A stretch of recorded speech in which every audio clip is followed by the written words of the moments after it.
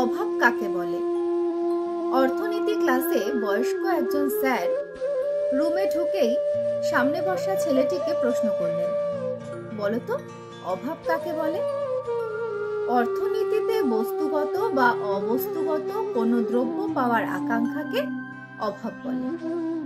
ছেলেটি উত্তর দিল, এটা তো অর্থনীতির ভাষা। সাধারণভাবে অভাব কাকে বলে?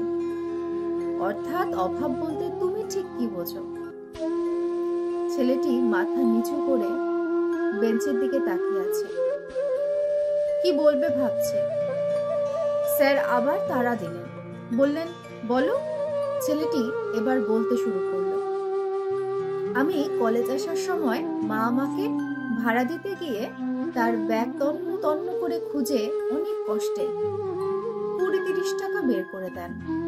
আর আমি বাড়ি থেকে বের হয়ে 5-7 মিনিট পর বাড়িতে ফিরে ভাড়ার টাকাটা মাকে দিয়ে বলি, মা আজ কলেজে ক্লাস হবে না। মা তখন বলেন, আগে খবর নিবি না ক্লাস হবে কি না?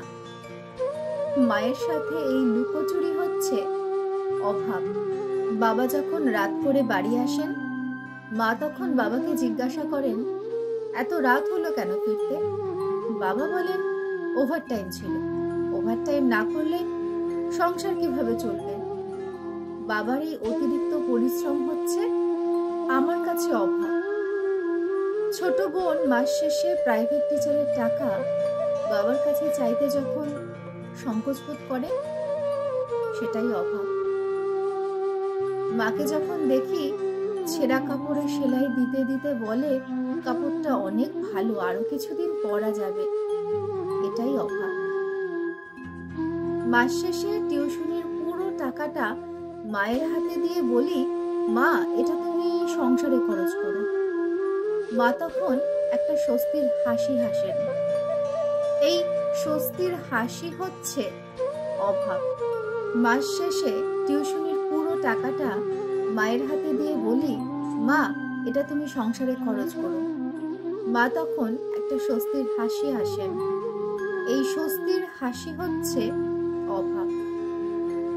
বন্ধুদের দামি স্মার্টফোনের ভিড়ে নিজের নরমাল ফোন লজ্জায় যখন লুকিয়ে রাখি, এই লজ্জাই আমার কাছে অভাব।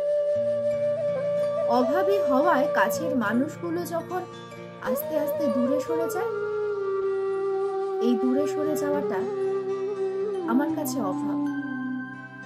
পুরো ক্লাসের সবাই দাঁড়িয়ে গেল, অনেকের চোখে জল।